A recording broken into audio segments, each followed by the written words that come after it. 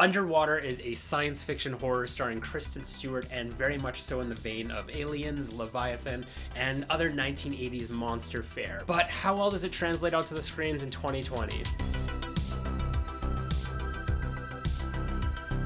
Yo, what's up? I'm Zach Cherry, and I started this channel because I'm a huge horror geek.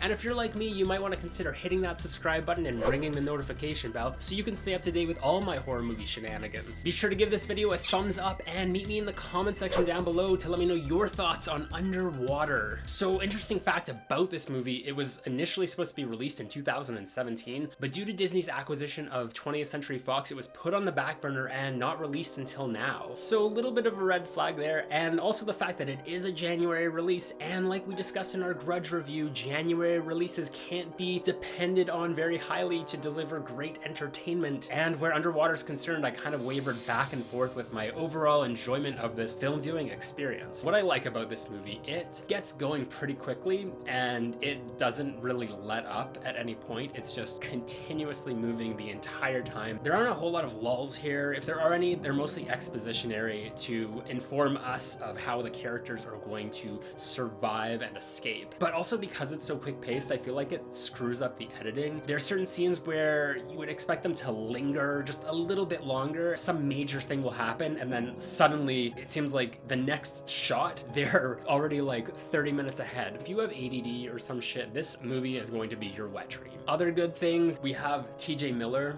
in a role, and he's kind of like the character that brings the much needed sarcasm. I actually do feel like the group of characters that we have here play off of each other very well, but then as they start to dwindle in numbers, it becomes less entertaining because each one of these characters on their own is just not that interesting. I will say I was also very surprised by the kill order, and I won't go into any more detail about that because that might be spoiler territory. So kudos to the screenwriter for doing that, and that's probably like the most praise I'm gonna give that person or people. How many people did it take to write this thing? No less than 3. There's all these title cards that pop up on the screen which indicate the location of where they are, and I'm thinking like, is this really necessary? We know that they're in this underwater station. I get that it's substantially large and that there are certain sectors to this, but I don't think that we need this play-by-play to be constantly reminded. I didn't really like the sound design of this movie either. It just mostly came off as very irritating. It was loud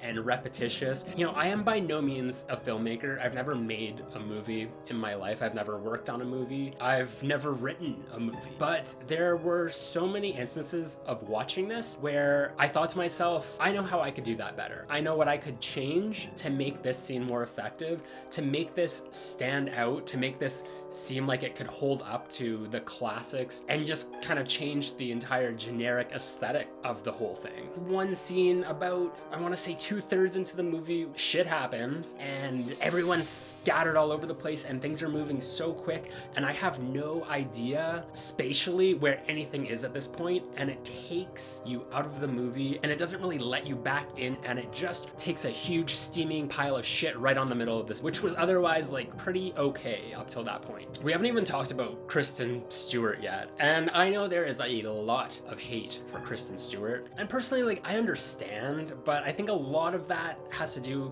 with the Twilight movies, and so much time has passed since then that I'm just wondering, like, why are we still holding on to this? But I feel that the character that she's playing in this movie has a lot of complexities to her, and I don't think that Kristen Stewart was the best choice of actor in order to convey any of these. She does have like a little bit of a backstory, but we don't get to find that out until later on, and I didn't find that it was heavy enough to justify her actions throughout and leading up to the ending. We're also given this very unnecessary narration by her which bookends the movie, and it doesn't really offer any further insight into who she is. This is a popcorn flick. If you are going into this movie with the mindset that this is just going to be some mindless entertainment for a few hours, then you're probably in the right place. If you're going into this expecting some memorable sci-fi hit that's going to become a franchise, then you are going to hate this. You are going to dread every moment of this and wish that you were drowning underwater instead. of seeing this. I know it sounds like I'm being very negative towards this movie. It's all right. I just think that there was a lot of potential that was wasted here. Still a vast improvement over last week's The Grudge. If you want to check out my review for The Grudge reboot, it will be up here in this playlist for all the 2020 horror movie reviews. Thanks for watching, guys. I've been Zach Cherry, and I'll be right back.